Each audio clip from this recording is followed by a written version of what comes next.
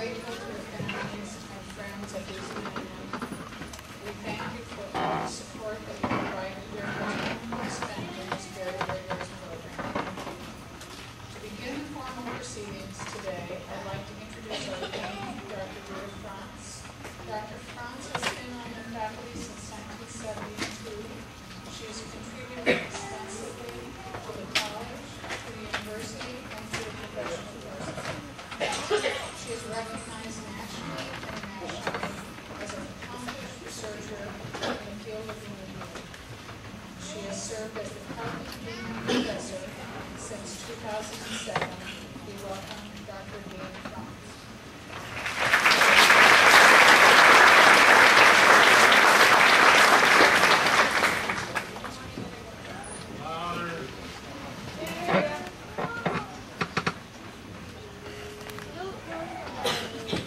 Sounds better, I bet, right? Well, good morning, everyone, and welcome to this convocation ceremony. For the graduates, this ceremony marks not an end, but a new beginning. Today, you transition from student to graduate.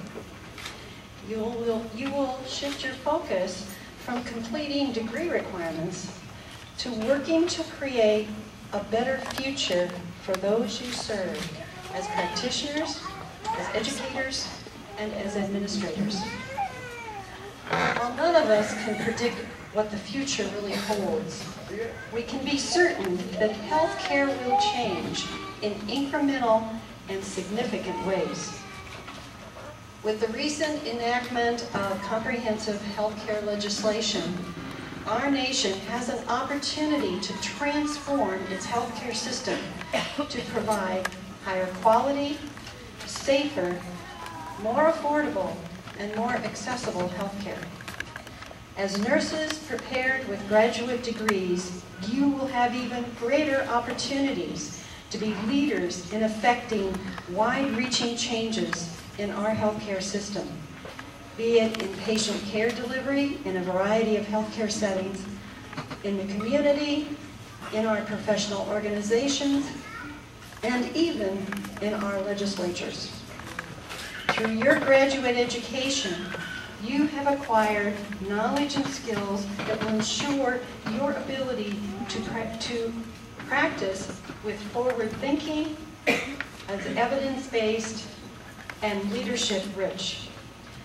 In the words of one of our earliest professional nurses, Florence Nightingale, one's feelings ought all to be distilled into actions, which bring results.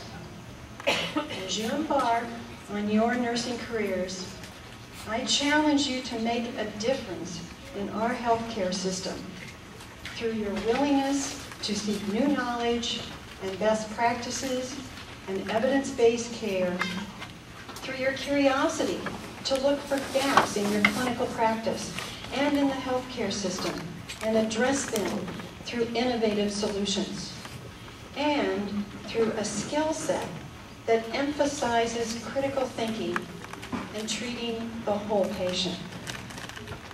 It has been said that the quality of a person's life is in direct proportion to their commitment to excellence of their chosen endeavor. Your deep-seated commitment to clinical excellence makes us proud to have you as our graduates. We congratulate you on your accomplishments, and we welcome you as alumni of the College of Nursing. Now, there are many people here today who have made this possible for you, our graduates. Please join me in recognizing the faculty representatives who, with their fellow professors, have charted your journey and guided you along the path to graduate education. Faculty, would you please stand? And there's some out in the audience as well.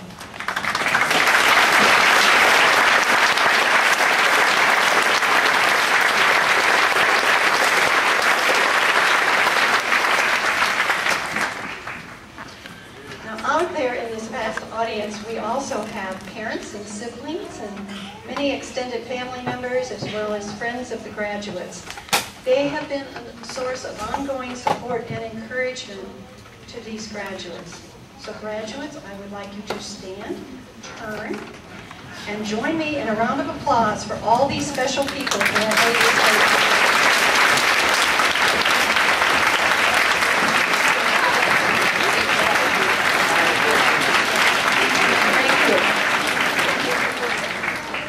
Thank you all very much. Again, graduates, you have my warmest and heartiest congratulations, and I extend my best wishes to you in all your future endeavors. Thank you.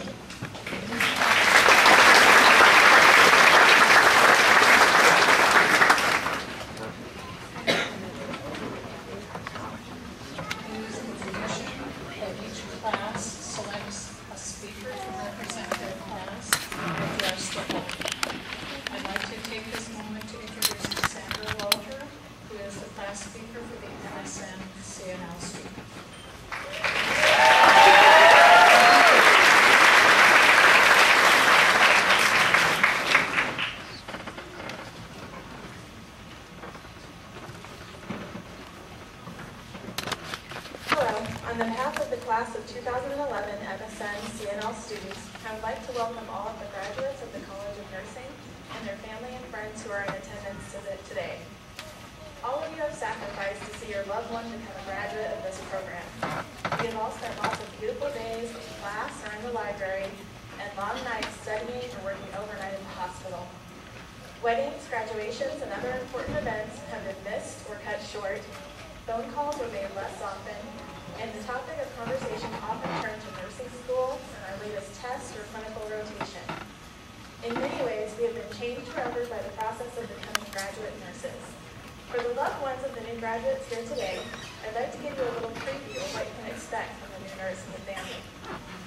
While out to dinner with the new nurse, you may notice someone sitting at the table next to you, turning green and running to the bathroom after overhearing that great work story that I just told you. Similar to a camel retaining water in its hump, your loved one seems to have developed a superhuman ability to retain urine for up to 14-hour periods. You might see the new nurse surreptitiously checking out your arms. Get over yourself. They're not checking out your muscles, they're looking for a place to put in an IV. You may now see that your loved one has developed the strange habit of obsessively washing his or her hands before they go to the bathroom. You refuse to watch House, Scrubs, or any other medical show with your loved one because they spend the whole time correcting everyone and pointing out upside-down x-rays. You notice your loved one looks like he or she ate a bug whenever someone utters the phrase, "Wow, it's really quiet." But I digress.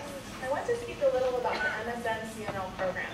For those of you unfamiliar with the ins and outs of the program, many of the MSN CNL graduates here today started with no previous nursing education or experience.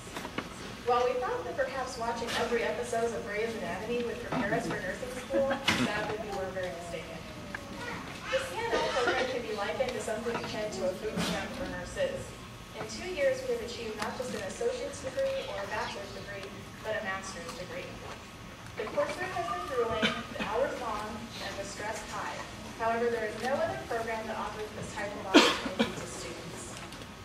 I would like to speak seriously for a moment about the benefits that my classmates and others like them bring to the profession.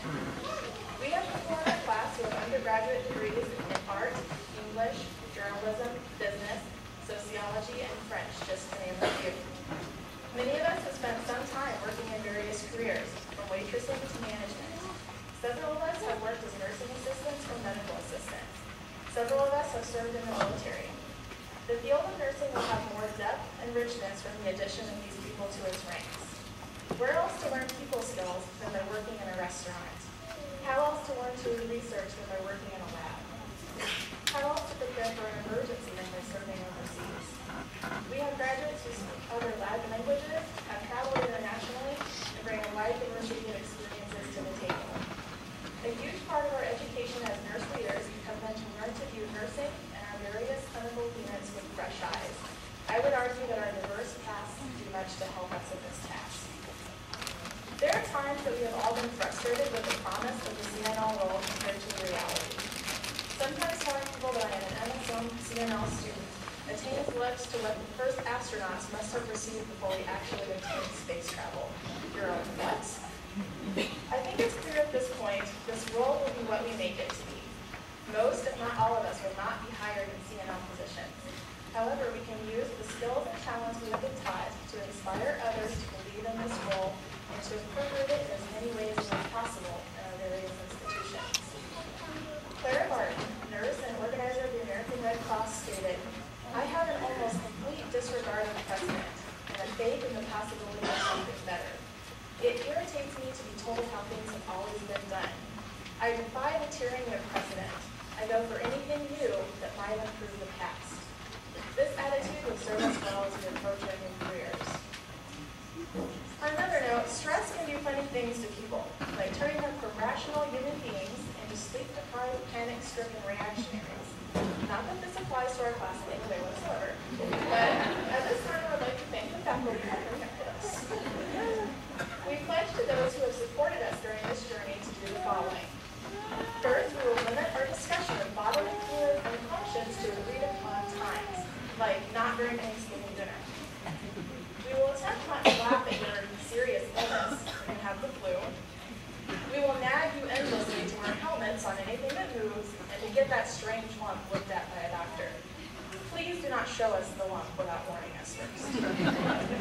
In conclusion, while we have miles to go before we become calm, cool, experienced nurses, we can start embracing some of the most important elements of our profession right now. Maya Angelou said of nurses, "They may forget your name, but they will never forget how you made them feel." We have a unique opportunity to give patients and families during some of the happiest and saddest days of their lives.